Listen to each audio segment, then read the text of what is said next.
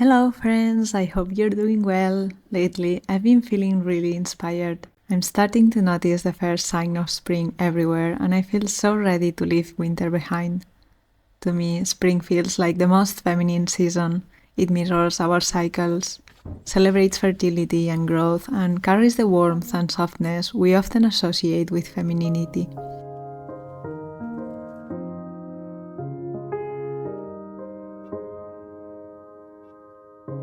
Today I want to embrace all of that. I'll be using my Caydo embroidery machine to start working on my Mother's Day's gifts. Where I live, it's celebrated on May 3rd, so I still have a month to work on them, but I'm not a fan of procrastinating, it unsettles me. This is the computerized smart embroidery machine CEO1 from Caydo, which is the kind sponsor of this video. I have a full video unboxing this machine and trying it out for the first time if you want to see what tools and accessories came with it and how easy it is to use. It has a bit of a learning curve, especially around hooping and stabilizing your fabric properly, but once you figure that out, it has a lot of possibilities. It's a great machine for beginners as long as you're willing to play and experiment a bit. Using the default designs that came with it is super easy.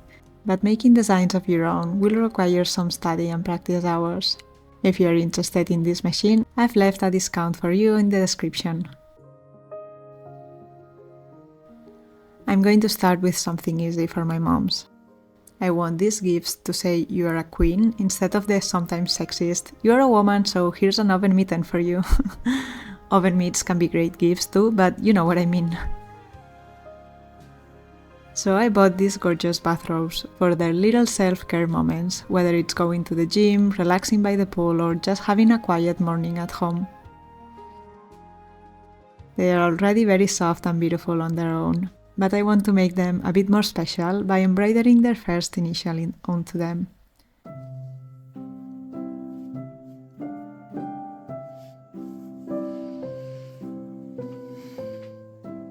Now, I'm not very good at hand embroidery, so it's very fortunate that I have my embroidery machine to help me with this.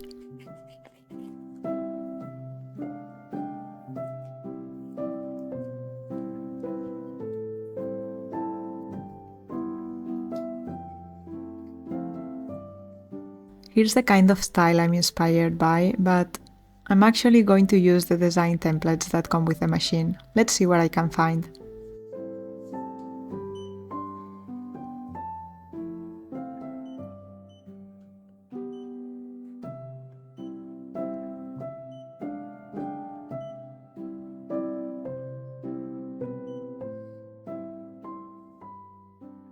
I chose this vine crown, and now to add a letter inside I have to click here and now I can choose a font.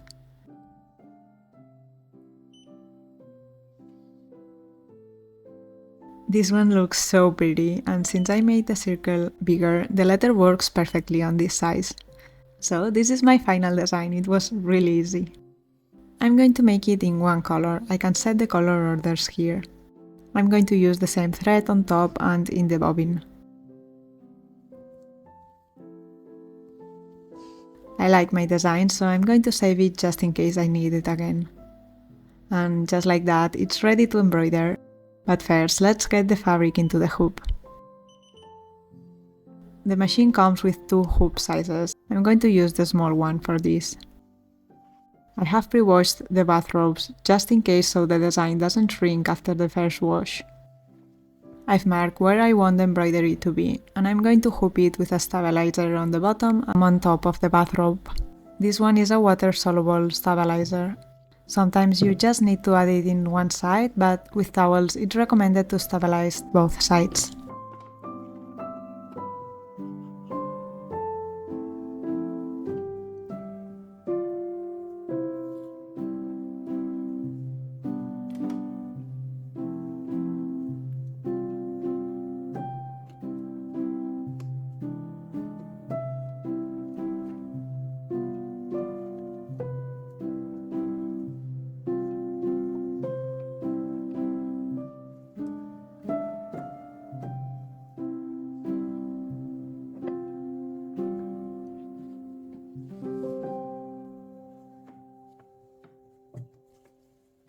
Now the hoop goes here and I have to make sure there isn't any fabric caught up underneath.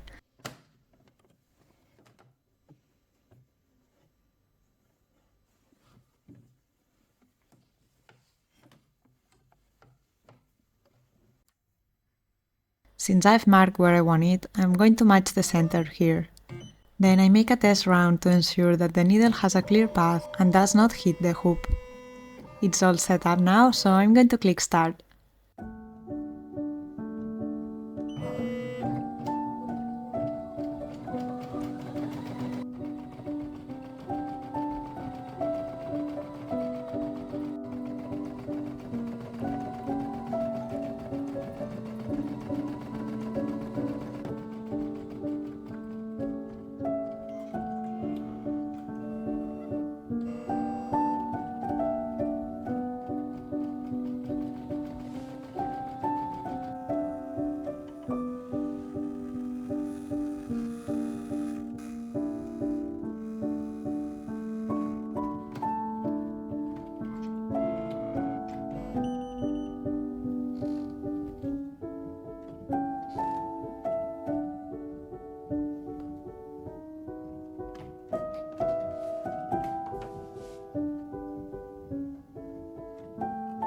This turned out so pretty. Now I'm going to trim the jumping stitches, take off the stabilizer, and make the other bathrobe.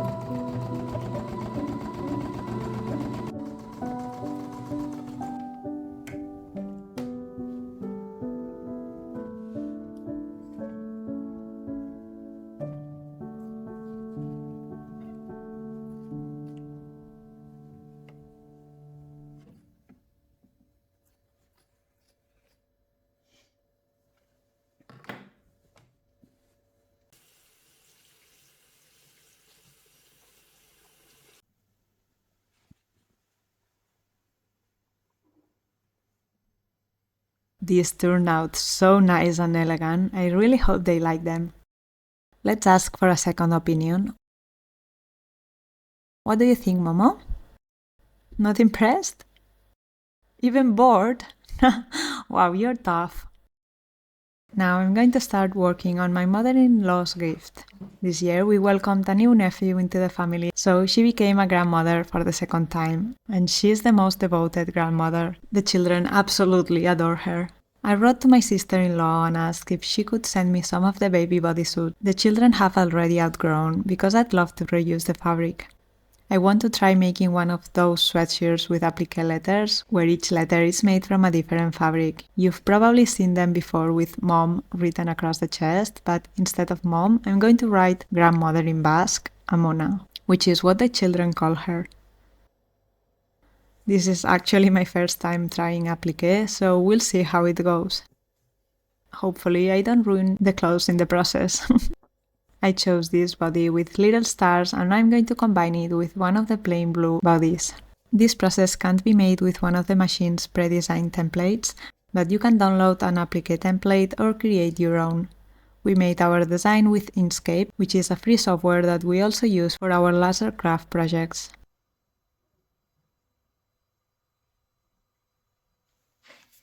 The design includes the lettering and instructions to stitch 2 rounds in a running stitch and another in a zigzag stitch. You'll see why in a moment. Now I'm going to fold the sweatshirt in half, making sure to align the sleeves too.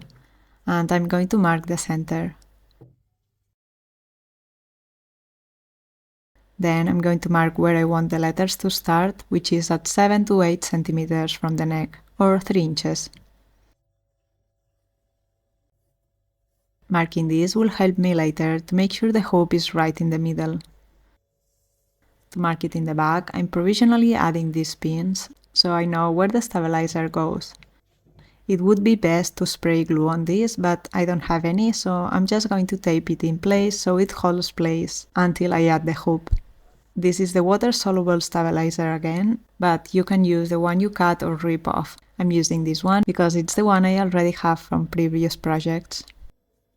Then I carefully hoop the sweater, making sure I'm taking only the front fabric and with the back fabric out of the way.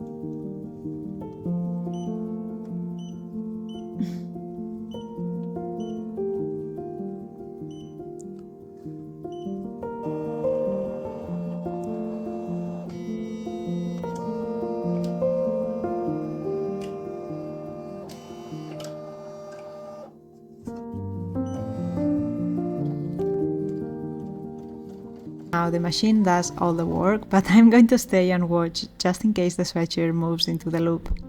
And then, unfortunately, the bobbin ran out of thread, but by carefully removing the hoop, I was able to refill it and put it back on, and continue as if nothing happened.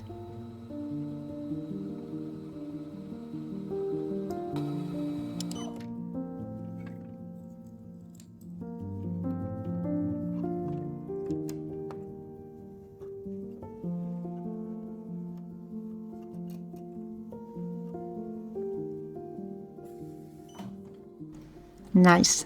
On this round, we are marking the letters with a simple stitch, so I'll know exactly where to put the baby fabrics.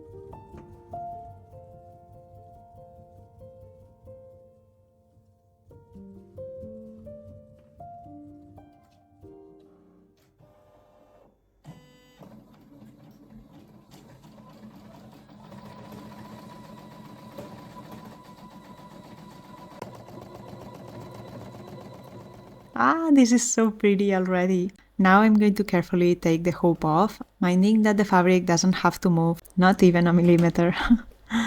What I'm going to do now is get my smallest scissors and cut the excess fabric, as close to the running stitch as possible, and after we will cover this with our decorative zigzag stitch.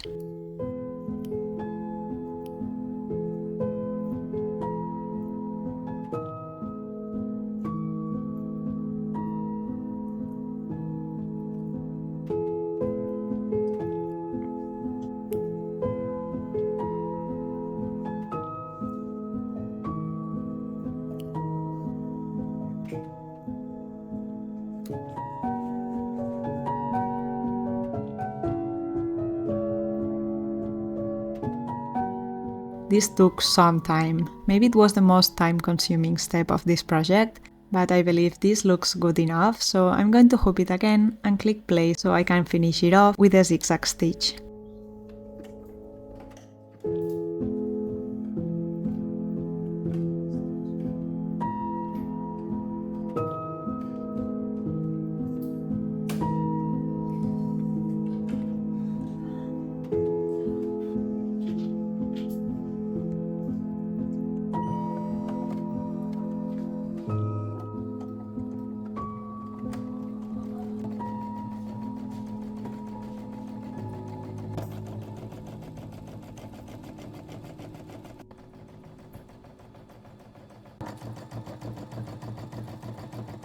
Yesterday I finished the Mona sweater and here's the result.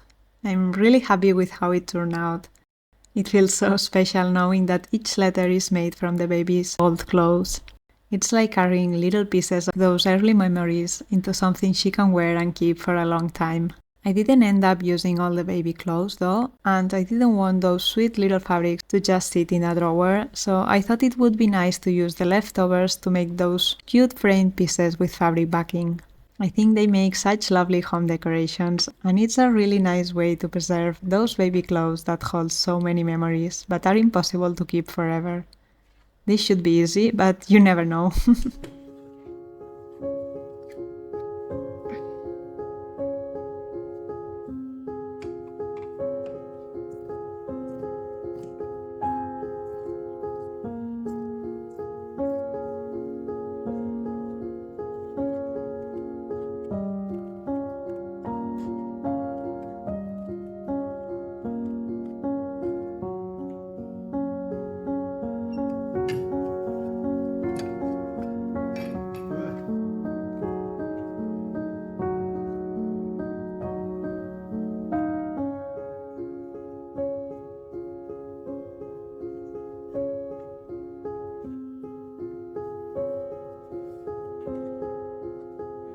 Here are all the personalized gifts I've made today.